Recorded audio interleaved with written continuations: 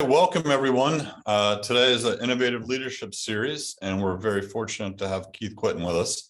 For those of you that don't know, the Innovative Leadership Series features business leaders from the region and country who cover topics related to innovation, leadership, analytics, technology, and entrepreneurship. These events are open to the public. They occur twice an academic semester at lunchtime on the Fridays of our residency weekends for our working professionals in the MBA and entrepreneurship and MBA and business analytics student cohorts. As I mentioned, we're very fortunate to have Keith Quinton with us today. Keith, this has been a year in the making, so I appreciate your patience.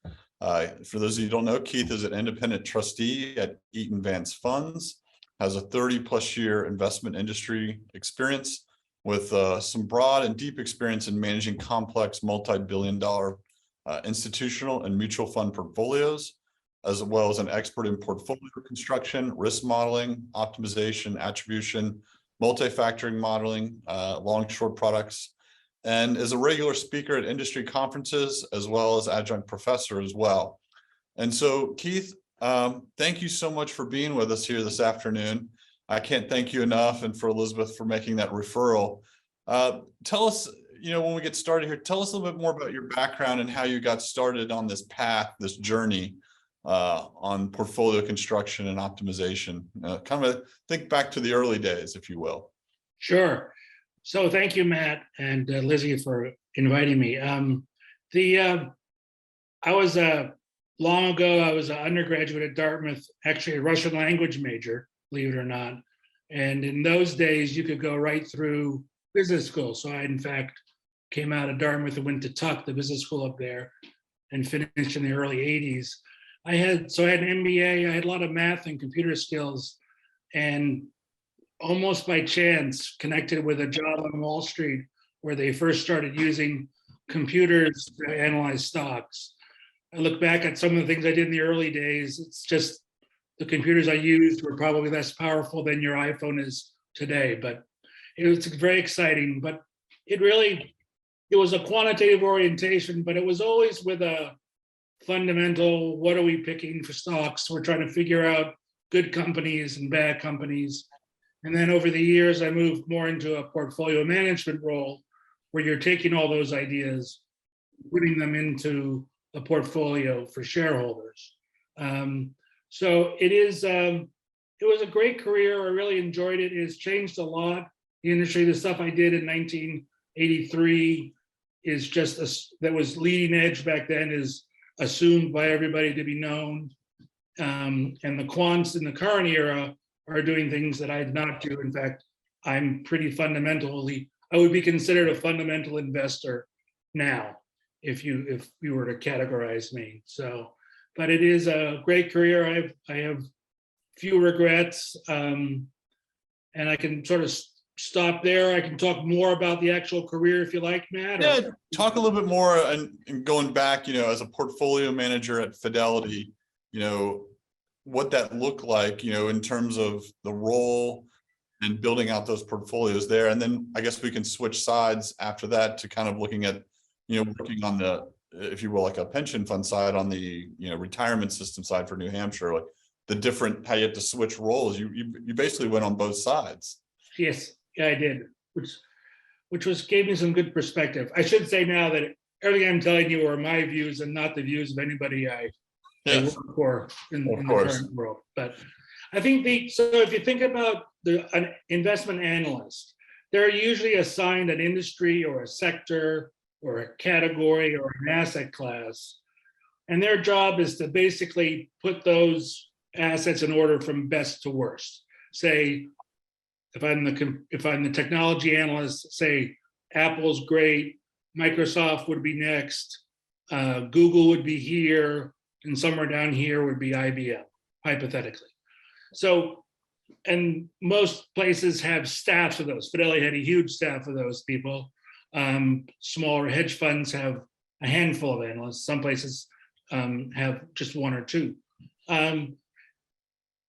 And that's their job. And their job is then also to come to a portfolio manager like I was at the end of my career and talk to me about their thought process, why they're doing it, why these are good and why these are bad, and in some sense sell their idea and convince me. Separately, I also had big databases of computer models of stocks, and as much data as you want to throw at a problem, you can find on an investment, on the investment world. So think of those analysts as being like the ingredients in a recipe. Then you need to think about like the portfolio manager is putting the recipe together. They're baking the cake. And so an analyst needs to think about their stocks in a univariate way. This is best, second best, third best, and so forth. As a portfolio manager, you need to think about the whole world and putting that all together in a fairly complex way. So if there are, in round numbers, 1,000 stocks I could buy in a US portfolio, that means there's kind of 1,000 by 1,000 matrix of possible combinations. And an analyst might love IBM more than Apple, but if I own a lot of Apple already and I own Google, I might say, yeah, I see your point, IBM probably is better, but I already have a lot of technology names, so I don't need another technology name. So it's sort of a balancing the risk and the reward.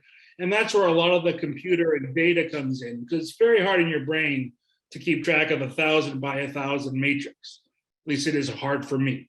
So, and that's where a lot of the data analysis and portfolio optimization and risk analysis comes in. And that's becoming a bigger and bigger role in the world of portfolio management. And in terms of, and we think about it, you think about it in an individual portfolio, but then like for the retirement system, when I was on the investment committee there, we're thinking about a portfolio of managers, and our shareholders essentially there are the retirees of the state of New Hampshire. So we're thinking about how much do we want to have in large cap US stocks, small cap US, international, bonds, alternative assets. So it's always a balancing kind of process in a portfolio. And it's quite a different answer than being an analyst picking investments. Well, let's stick with the analyst for now. Talk to me about some of the quantitative methods that you use. You know, we have a number of business and analytics students here. They're going through that process. They're learning regression and other techniques. What were some of the techniques that you guys use for portfolio construction? Yeah, so the portfolio construction, so the stock picking part of it, which is what stocks do we want to own? Regression and data is a big part of that, because you can go back over time and you can find what are called factors: low PE, price momentum, market capitalization, quality, just to name a few, but there's thousands. I mean, one place I know has 4.5 million factors. And what they then do is they figure out an optimal blend of those factors, typically by going back over time and saying, if I put 40% weight on low PE and 40% weight on price momentum and 20% weight on some other factors, I had the highest correlation with predicting return, the highest R squared on predicting my stock returns. So that's a very basic kind of multi-factor quant model. Right. The portfolio optimization is it's similar, but it's a little different. You know, what it tries to do is it needs a risk model which identifies what is risky in the market and then how much of that you have. So the simplest one to think about is beta, market beta. So the beta of 1 means that the market goes up 1%, you go up 1%. Beta 2, market goes up 1%, you go up 2%. So, but think of it, risk models as betas to everything. So there's not just the market as a factor. Market capitalization is a factor. You can imagine international exposure as a factor, particularly now. You can think about sector as being exposure. Technology is riskier than utilities. And then you can think about those kinds of things that sort of decompose all the noise in the market into some common exposures. And then you're able to, going again back through time, you know how important those factors were and how risky exposure to them was. So then you can say, okay, you've got a lot of exposure to this factor and some exposure to that factor. That means your portfolio is about this risky. And you're able to analyze and tell where you are on the risk spectrum. And then you can do the classic risk return calculation, which is, if you know this stock has a forecast return of this, if I add it to the portfolio, the risk goes down and the return goes up. So I'm doing all the magic that I want to do in having the highest risk adjusted return I can. So that's excellent. So from a portfolio construction analytics side, we understand that piece, but I'm sure you sat on thousands of earnings calls in your life. Yeah. Yeah. And you've heard from thousands of CFOs, CEOs doing their quarterly earnings or investor conferences. You talked about the quantitative methods. Are there qualitative things that you looked at when you were on the portfolio construction side of Fidelity and others, where tone, intent, how they respond to questions, does that factor in addition to just the quantitative beta, all that fun stuff, PE? Yeah, so I listened to a lot of calls. We had enough analysts that I tended to rely on the analysts for much of that. And that would be a starting role for many of the people in your program, that their job is to be on the call and listen to every quarterly call and think about how it sounds, think about the tone of the language, think about, they do very specific things.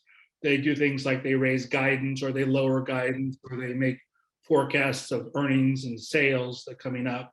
But then you can also talk about, the tone sounds negative, but much of that stuff has actually become fairly quantitative. There are these text recognition and natural language processing programs now that will actually, quote unquote, read an earnings announcement and score it in terms of the net number. In the simplest way, it counts positive words versus negative words and gives you that ratio. And so that's becoming even more quantitative. But good analysts have two skills. One is they understand the company and they can model the company, but they also can understand what the market thinks about the company. Because if all you're doing as an analyst is figuring out what everyone else knows already, you're not adding value. You need to add value by listening to all the same information. There's no inside information involved, and getting the better analytical answer out of it than everybody else's. And that's the value of a good analyst. They listen to it and they see something or they hear something or they put it together differently than other analysts in the market do.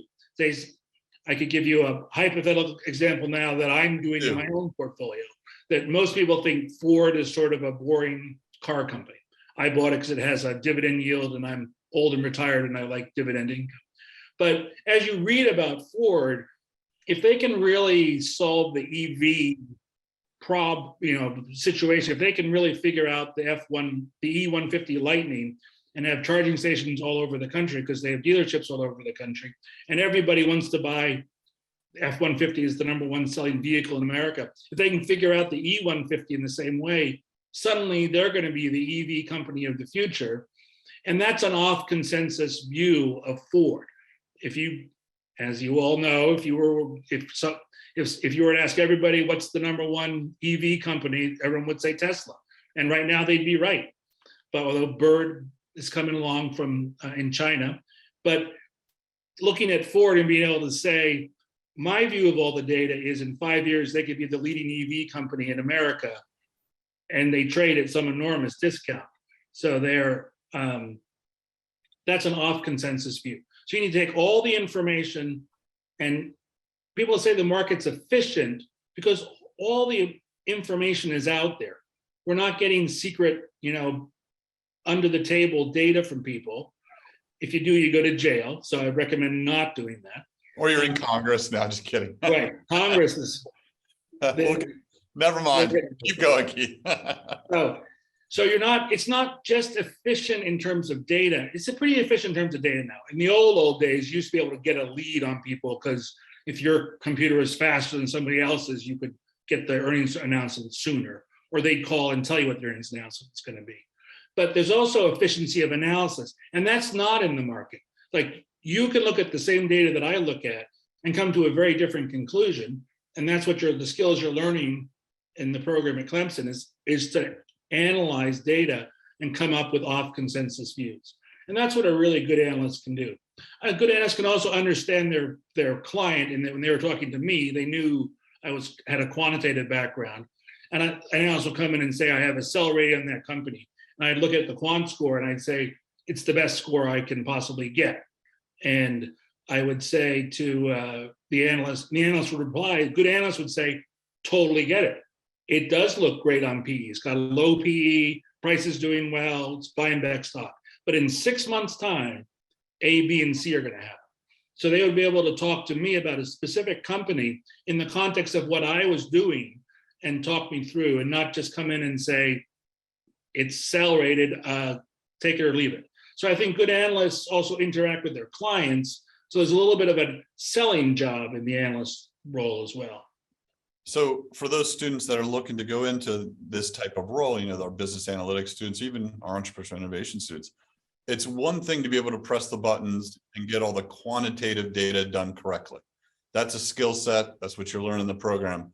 It's a whole other story to one, from what I heard from you, is to believe in your hypothesis and also predict what you think will happen in the future, given the strategy of the company, using various maybe strategic frameworks like a 5 forces or a pest analysis or a value chain, understanding where the headwinds are going and holding the line with that opinion.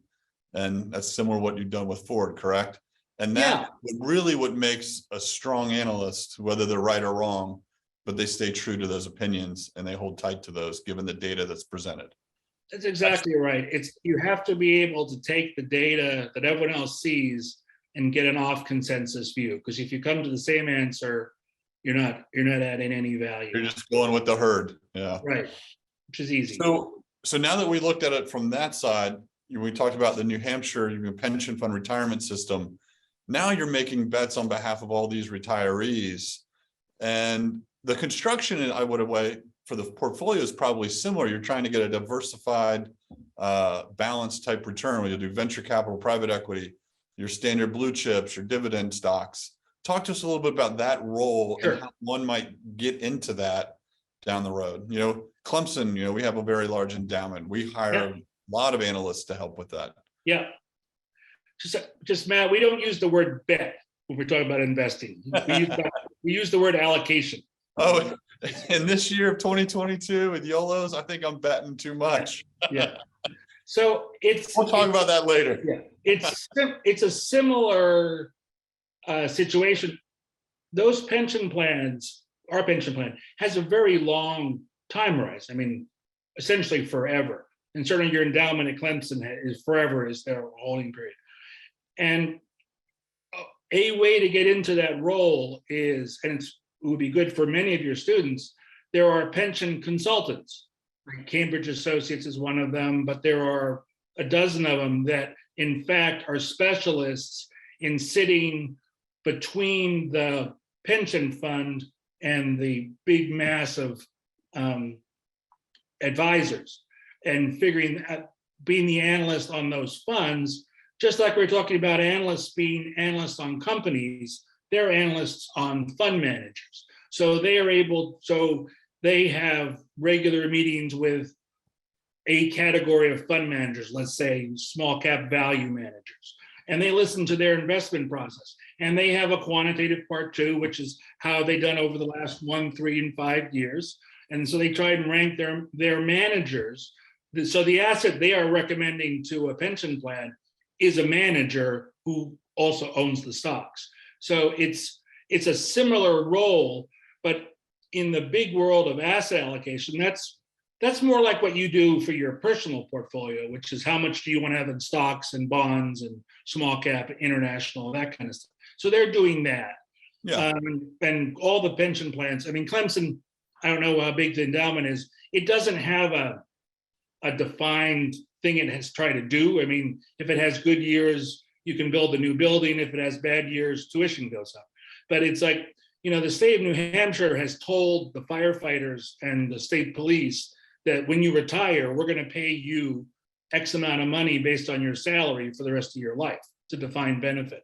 So, and I think 98% of the states are underfunded. So it's a very important, complicated role because the taxpayer is ultimately on the hook for that, and to get them back to fully funded status. And it's a similar role. What I did as a manager, building portfolios and analyzing companies, helped me in that role, much as my job at Eaton Vance, where I sit now looking at mutual fund managers and guarding the interests of my shareholders, which are the ones that are in their mutual fund.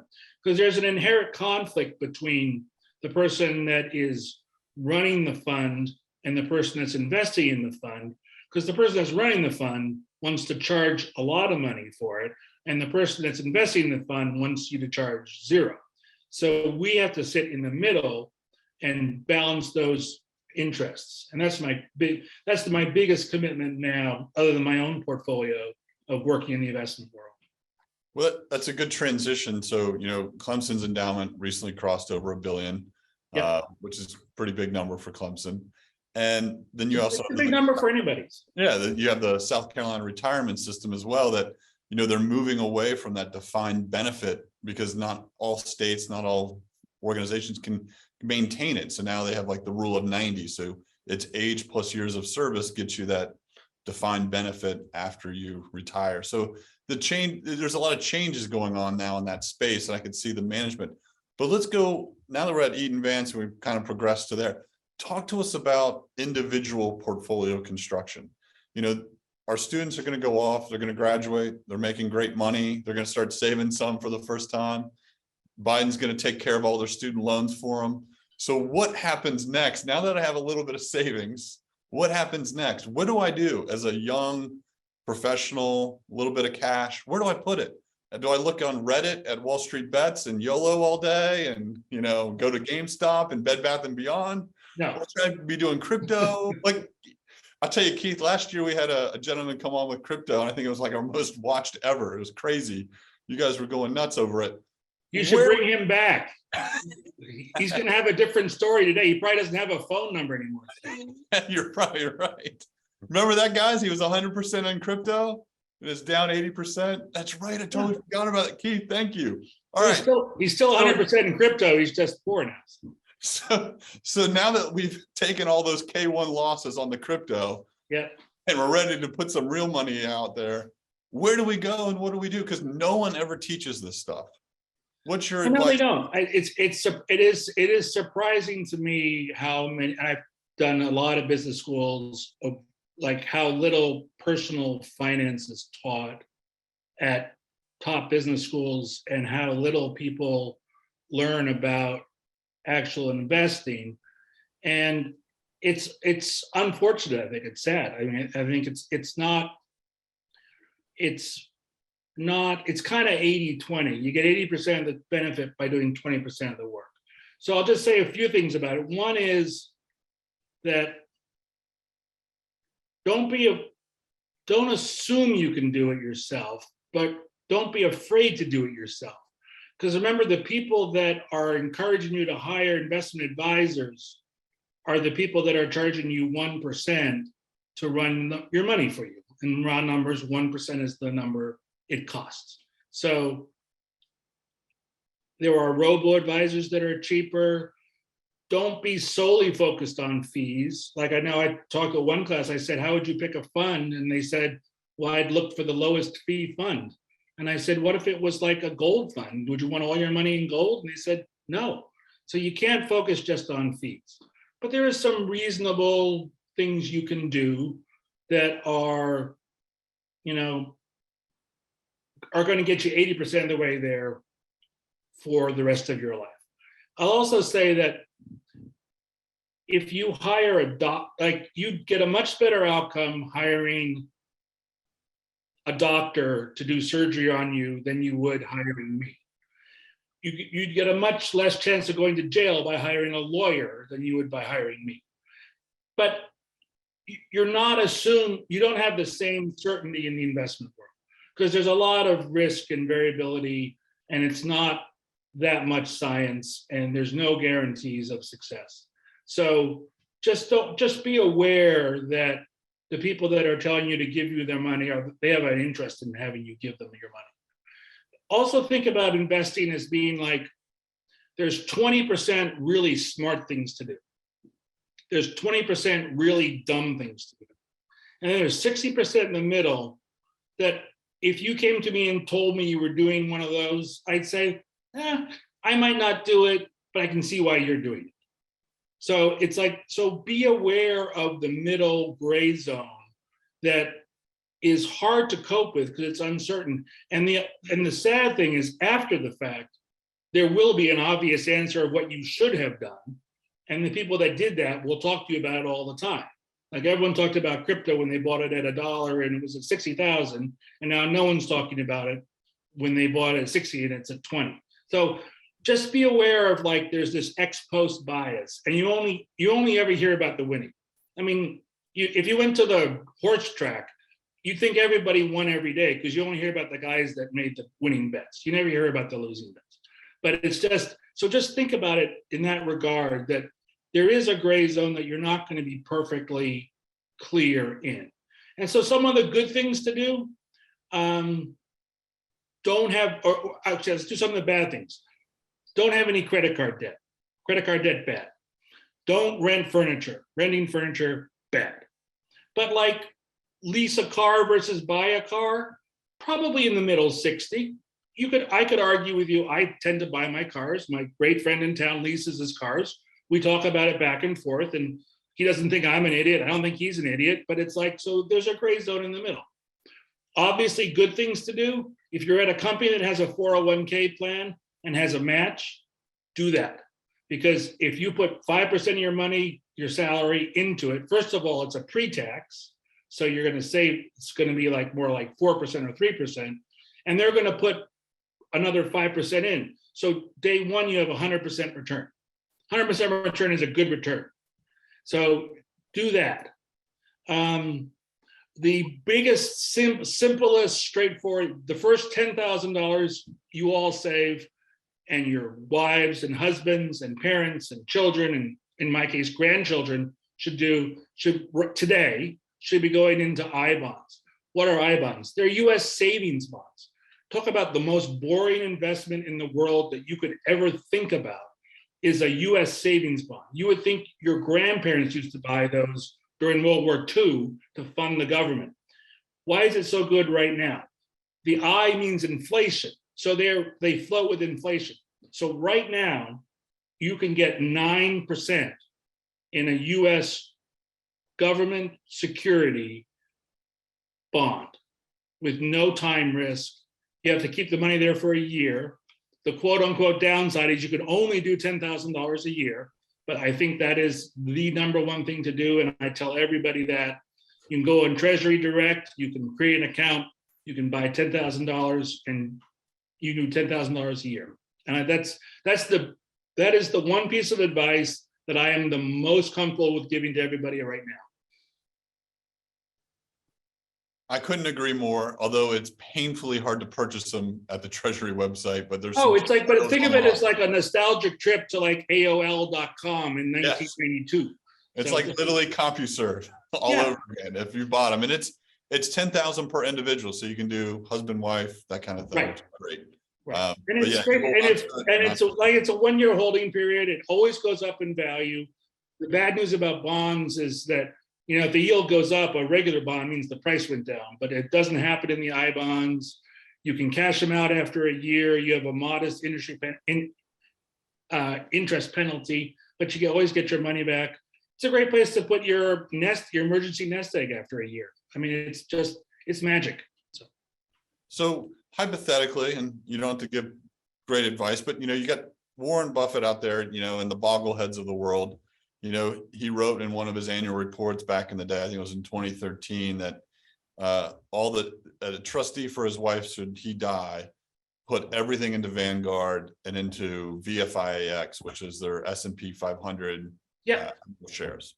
Low cost, you know, basically you're in the S&P 500, you're indexed, you're good. It just steady Eddie, don't even look at it. But if I had like 100,000 in cash sitting around me, you put 10,000 in the iBonds, maybe put like what, a good chunk of it in the S&P and let it ride and not look at it? Like, because there's two different types of personalities when you think about it. There's ones that have the active, like, I'm going to pick stocks, I'm going to make bets, I'm going to pick stocks, not bets.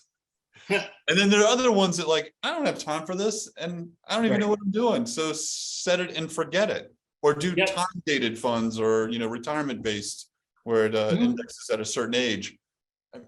How do you navigate all this? Plus the fee advisors, the non-fees, the Edward Jones guy who calls me every day. Like, what do you do? So I wouldn't talk to the Edward Jones guys that calls you every day, but that's I don't when they call me. So Keith, it's free lunches and breakfasts all day long. Yeah, you're paying for them. It's just That's true. That's true. So I will talk a little. So just remember, Warren Buffett made all his money having all of it in one stock. So this great advice about being diversified. No one that's in an index fund gives the money that builds the next building on Clemson's campus. Warren Buffett says you should do it, but I didn't do it. So think just a little bit about, he's giving you advice to do exactly what he did not do. So I'm not saying to put it all into one stock, but I'm just saying maybe it's not as black and white as he would make it out to be, because he doesn't do that, actually. And he has a little bit of an inside edge because of the size of his fund, and he's got people come to him and make him deals that the public cannot get. And because he can just write a check for $10 billion, he gets some things that no one else tends to get. I'm not saying put it all in individual stocks. There are, if you want to sort of a set it and forget it, I think you're right that what are called target date funds, Fidelity invented them. They're called freedom funds, but everybody has them now. And think of it as a fund that does asset allocation for you over time. Because the theory of asset allocation is when you're young, like all you on the call, you can take more risk because you have a longer time to earn. If there's a bad year in the next 30, you're going to be okay. I'm old. If there's a bad year for me in the next 10, I probably don't make it back. So I need to have a different asset allocation than you probably do. So what target date funds is you pick a year, like 2050, which is 28 years from now. And you say, that's when I want to retire. I want my money to be sitting there ready for me when I retire in 2050. And what they basically do is they massage what they call I think they call it a flight path or a target path.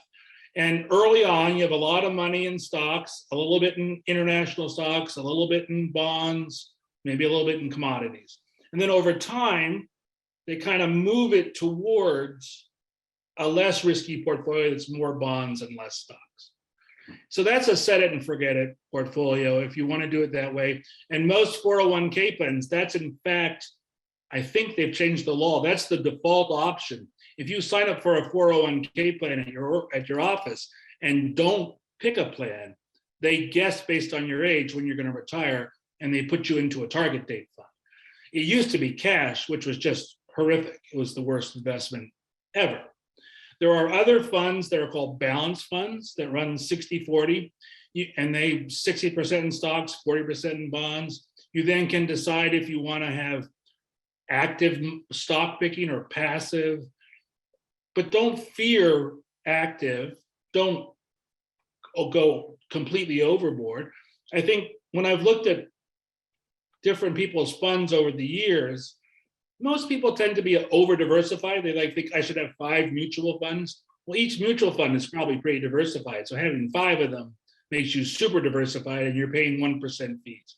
But some of the target date funds use index funds to implement. So you can do that at a 10 to 15 basis point kind of fee. There's a set it and forget it fund that I actually looked up. I thought it was the sort of the silliest idea for a fund when I worked there. So I looked at the kind of the returns and the allocations, pretty good. It used to be called the 4-in-1 index fund. It was like an index fund of index funds. And what it did was it allocated to US, international, small cap, and bonds. And it just keeps that constant allocation through time. So you don't have to think about it and look at it and see, oh, geez, the stock market went down 10%, the bond market went up 5%, so I need to move money from one to the other. It does it for you automatically, as do the target date funds over time, as do some of the robo advisors. They will run that for you as well. So Now, yeah, go ahead. Super helpful, super helpful. So the product mix in mutual funds, index funds, ETFs, it's constantly changing, right? Yep. You can't watch a college basketball or college football game without seeing an ad for QQQ, Yep. right? And these others. Can you explain what, because the commercials never tell you what you're getting into. Can you explain what a QQQ really is and how leveraged up you are, or a SPY? What So people are getting into with those things? yeah, It's fascinating. so, I mean, they're not motivated to explain it to you because they just want you to buy it and have Matt Damon tell you it's great to do, or Tom Brady or whoever you're watching talk about it. So if you look typically at the description, I know I use Fidelity.com, but most places, if you punch in the ticker symbol into the search box, it'll pop up the fund and some data about it, and it will say some description of what it's doing and what the fee is. And you can run screens and try and pick funds that way. But like SPY is the S&P 500. So it's ish, and I say ish, just not exactly, the 500 biggest companies in the US. It's run by a committee. It's the biggest index fund in the, it may not be itself the biggest index fund, but the most money in the world is indexed to the S&P 500.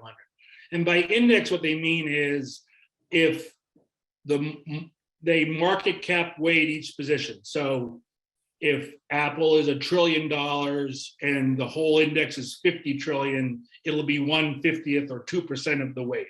And they just buy all the stocks. It's very inexpensive. You don't need any expensive Clemson graduates to run this fund. An Excel spreadsheet can do it. And you sell it for a very low fee, and you hope to make it up on volume. And that's what the SPY is. The triple Qs are the NASDAQ version of that. It's the 100 technology names. It's a very high tech. It's had a horrible year, but let me tell you, in 2021 and 2020, it was where you wanted to be, because those were the stocks that were up 60 and 80% during that whole FANG tech rally. And So they're leveraged funds, correct? So they're using. Those, I don't think those are leveraged, but you are right. As soon as you hear the word leverage in the mutual fund, be a little concerned, because what they actually can't do, I know this because I'm a trustee on mutual funds, they can't do a lot of leverage, and they have to report it in an odd way. And do you want them to do the leverage, or do you just want to do the leverage on your end? I could borrow money and put it in, double up my weight as well.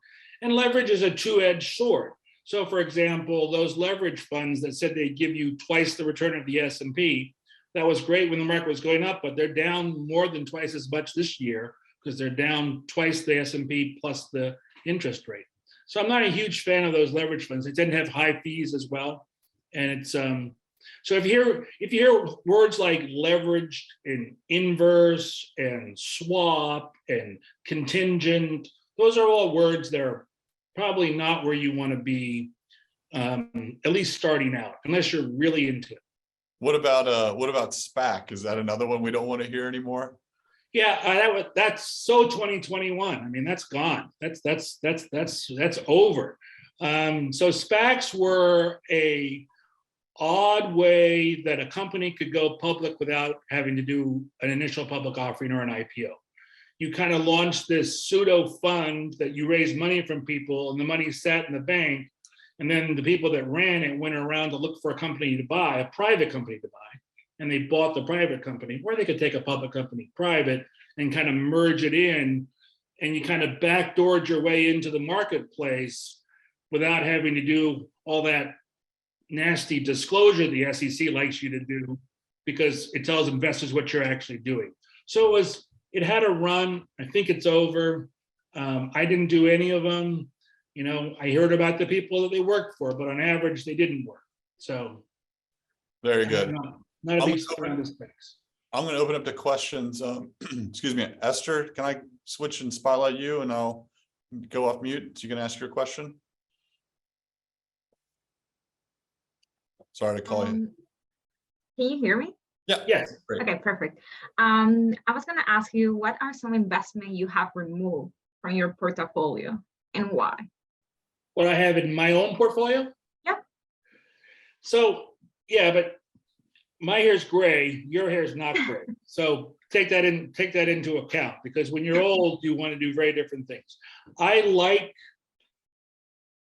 It's very hard to forecast the price of a company a year from now. It's very complicated. It could be like, if you told me IBM was going to be 180 or 90, I'd say, yeah, that's probably right. But what I do know is they're going to pay a $4.25 dividend almost for sure over the next year. So I own a lot of those companies that pay dividends. And I feel like I can live off dividend income or drive my life with dividend income. And if the market goes down 20%, my lifestyle doesn't have to go down 20%. So dividend, I own a whole bunch. So I own IBM, I own Exxon, Chevron, anything with a dividend yield over 3% that's in the S&P, I tend to own. I do a funky thing, which I'll tell you about, just because people think the market's efficient. I write covered calls. The option market is ridiculously inefficient. It's like the equity market was in 1975, before even I started looking at it. So I spend a lot of time writing options, and that's 85% of the options that you write expire worthless. So you're selling something for $1 that's going to be worth $0 in a month, and that's a good return. So I do a lot of that. It also kind of hedges my equity exposure a bit. And then I own a few stocks that I actually think I own for my grandchildren, like Google and Apple and Facebook and Amazon. I think those are long-term winners that I own. So I own no bonds. I like to get my income exposure through dividends. I think bond rates were ridiculously low, and as they go up, it just destroys the value of bonds because they go down in price. And I think inflation is here for much longer than the world thinks it's going to be. I think stocks can kind of handle inflation. There's a chance stocks can handle inflation better than bonds can. So, Thank you, Keith. Thank you. welcome. Speaking of inflation, right? So Chairman Powell, they're probably going to put another 0.75 out here soon. It'll put the prime rate for those entrepreneurs out there trying to get bank loans. You'll be at like 6.5, close to 7 by the end of the year before you know it. Do you think this is the end of it, or you see more rate hikes coming down the pike? I see more rate hikes coming. They tried for 20 years to get inflation above 2% and couldn't. So why they think they can take inflation from, pick your number, 7 or 9, right back down to 2 quickly is unclear to me. And softly is the word they like to use, which is always. Yeah, I don't see it. I don't see it happening. So, I mean, I will tell you that is worth what you just paid for it, which is 0. So I don't make any big decisions based on that. I did borrow a couple of years ago. One of my best investment decisions was to borrow 30-year fixed mortgage money at 2.875%, which that number is now 5.6%. So I feel pretty happy doing that. But that's the only money.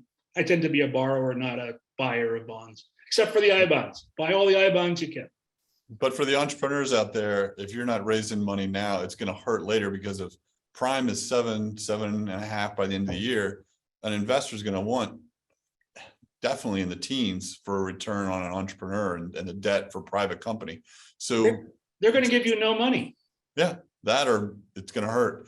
I'm going to switch to another. The other problem with private equity is that the private equity is an odd duck in that it's basically the same thing as what I did, which was public equity. And it's kind of in a different wrapper that you get to set the prices on it and you get to run the company. So the returns of private equity look great. But if I told you what the price of everything I own was on a regular basis and to use that for your valuation, I could also generate pretty good returns. So be a little skeptical of private equity. Elizabeth, you got a question? Sure. Hang on one second. Okay, cool. Hey, I was just going to ask if you could talk about your thought process in choosing stocks around national or global events. So COVID-19, the Russia-Ukraine war, energy crisis, and legislation. So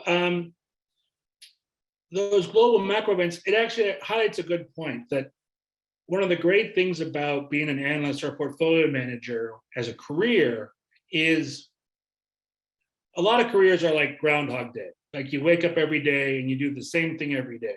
You go to work, you do the same thing, you go home.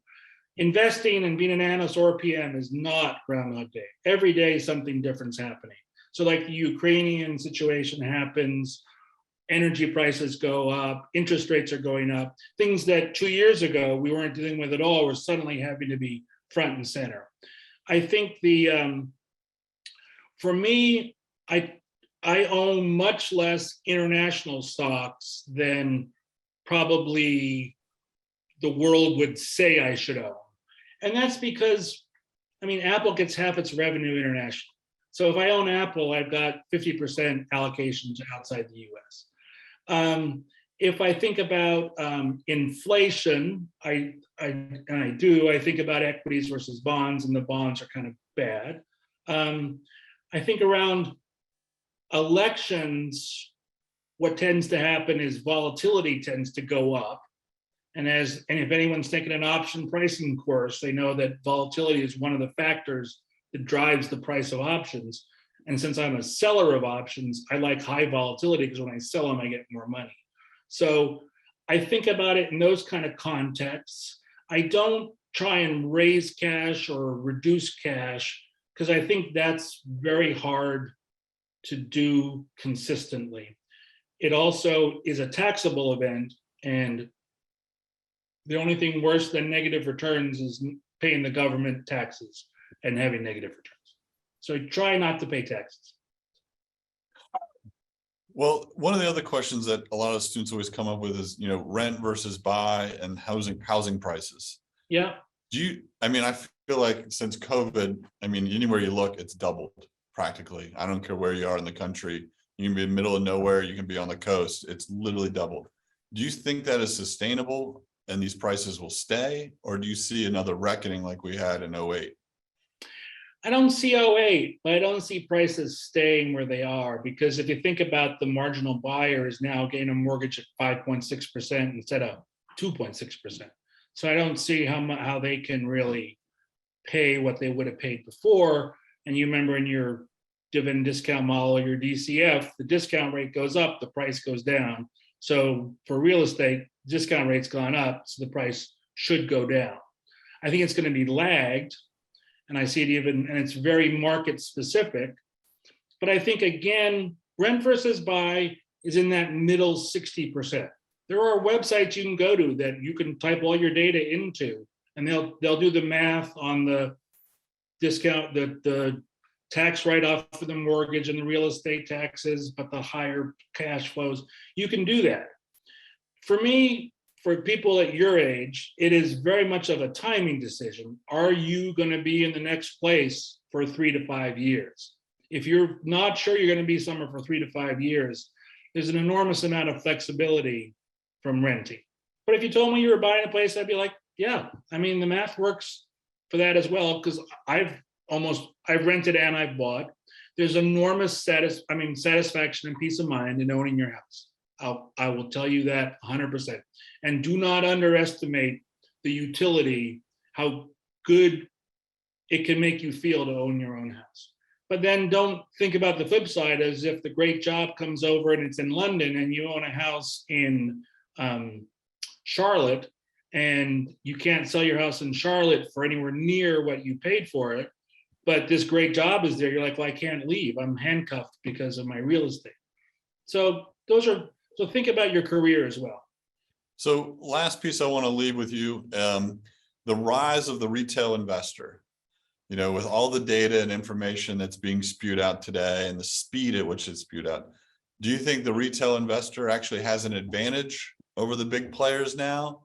When you look at the GameStop scenario, what just happened with Bed Bath & Beyond, one of the questions in the chat is Ryan Cohen going to jail, right? Are all these, do we have a chance is what I'm trying to get at? Or do you think there's the herd mentality, it's just not going to work? So I'm not sure I'd play the meme stocks, the Reddit kind of stuff. It's an adventure. It's fun. I do own some GameStop, and I own some AMC. But the reason I own them is because when you sell the option trades for about 15% of the value of the stock for 1 month. So if I can do that a few times, because it's trading 100% implied volatility, which is enormously volatile in a market that typically is 15% volatility.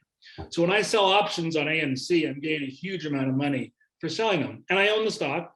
If it gets called away, it gets called away. If it doesn't, I write it again the next month. So think about the structure of what you're doing. I think in terms of, in general, the retail investor, outside of, let's say, the meme stocks,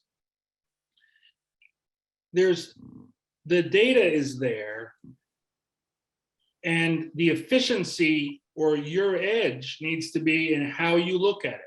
And how I talk through how I think about Ford is a non-consensus view. You may have careers not in the investment industry. In fact, most of you probably will not end up in the industry. You will from time to time come across things that in your industry that gives you a competitive edge versus the average Wall Street analyst. So one of the examples, one of my friends in town is a orthodontist, and he uses this product, and he says this product is so amazing. It's 1/10 the cost and 5 times better, and half the clients are twice as happy, and it's one visit. So it's like, he said, I want to invest in that company. Well, this company I never heard of. I didn't invest in it, but he did. He said, this is something I know more about than everybody else does. So if you think about the meme stocks versus regular kind of investing, there's sort of two big philosophies. The meme stocks or I'm not a big crypto guy, so I think crypto is the same way. I'm paying a stupid number for this asset, but I'm going to find someone that's dumber than me that I can sell it to at a higher price. That is not a great investment strategy. When I buy IBM at a 4.5% yield, I can say it's going to pay 4.5% 50 years with a 5% growth rate or inflation growth rate. Discount that to the present. The net present value is 140. The stock's trading 150, 115. That's cheap, so I'll buy it. I'll buy that stuff. So think about cash flows versus the greater fool theory. You can make a lot of money in the greater fool theory, but there is that great quote. If you're at the poker table and you look around and you can't figure out who the idiot is, you're the idiot. So, Or my son buying Pokemon cards. But either way. I have an attic full of Beanie Babies. Beanie Babies was a big investment for my kids' generations. It'll come back. So last, before we go, because we're going to approach the hour, this has been so much fun. When you think about, where was I going with this one? Hold on, give me a second. You have the portfolio construction, you build up what you want to do, but then your meme stocks and your other things that you got going on. What I learned today is, you want to have that diversity. You want to have your hypothesis of what you think the market's going to move, and you place your bet, if you will. But more importantly, what I've gotten out of this talk is covered calls, options. Without getting my broker to have me sign off on it, where do I go to learn this? Is there a book, or is there some things that you would recommend for us to read up on if we wanted to try to get into the options game? So I'm sure there's a class at Clemson that teaches options. Actually, there might not be. So you can, if you want to just do it without doing the individual positions, there is an ETF. JP Morgan runs it. It's JEPI. And Okay. I buy that. It buys stocks and writes covered calls and does it all for you. And I think they charge 35 basis points. I use that in a lot of places that I don't want to write a whole bunch of calls in smaller accounts. So you can do it. I wish I had learned more in business school. I think one of the reasons I learned when I retired, I started learning about it. There are websites you can do it on, but it is not well taught. The markets are inefficient. They're illiquid. And I think that's the reason that I can feel better about making money there than in other places. There are books that I did most of my learning by online website searches on cover call writing and stuff. Black-Scholes option model theory. You all should have somewhere in one of your finance classes at least a lecture on options, because in reality, most things you own are options. Like if you own a house and you have a mortgage on it, what you actually own is an option on the value of the house above the mortgage value of the house. If you buy stock in a company, you own an option on the value of the company in excess of what the bondholders get. So options are everywhere, and you really should think about them a lot of times. Like when you lease a car and you can buy it back at the end of the year, but it's your option literally whether you want to buy it back or not. So you say, what's it worth to me to have an asset that if it's in the money in 3 years, like most leases are today, I can buy it back, and there's value in that. So options are everywhere, and I think they're underappreciated, and certainly the market it trades poorly. When I trade a stock, for example, if you look at IBM, I don't look at it today, but if it's bid, someone's willing to buy it, they are bidding 114 and 55 cents. And then the offer or the ask, the guy that wants to sell it is asking 114 and 56 cents. So it's called 1 penny wide. It's a penny difference between the bid and the ask. If you go in the options market, for IBM's probably pretty good, but outside the top 50's options, it's $1 wide, it's $2 wide, it's $3 wide, which are huge numbers for a market like that. So it's where if you want to spend the time on it, I think you make money doing it. If you want to get the exposure, you can use JEPI. It's kind of a hedged equity return with high dividend income, and that's. I think you just turned all of our MBA students into day traders. This is going to be awesome. So you can't day trade options because options are too wide to day trade. That's the problem with them. Most of the time, you can't day trade options. Well, Keith, we're at the hour. Thank you so much for joining us and sharing all your knowledge and your experience. This has been really helpful and enlightening for our students. I appreciate you being a part of our Innovative Leadership Series. You're very welcome. And thank you for inviting me. You're always welcome. I'm on LinkedIn. I'm the only Keith PR Quinton on LinkedIn. So feel free to reach out if somewhere in your bio it says you're a Clemson student in some way, shape, or form. I'll accept the invitation, and it's a good way to message with me. I'll tell you everything I know. And I love, as I hope you can tell, I love the career in retirement. I love doing it. I love talking about it. I think everyone should know more about it. And I'm there. I'm in. You're the best. Thank you so much, Keith. You guys have a great day. Enjoy your residency weekend. Thank you again. Bye-bye.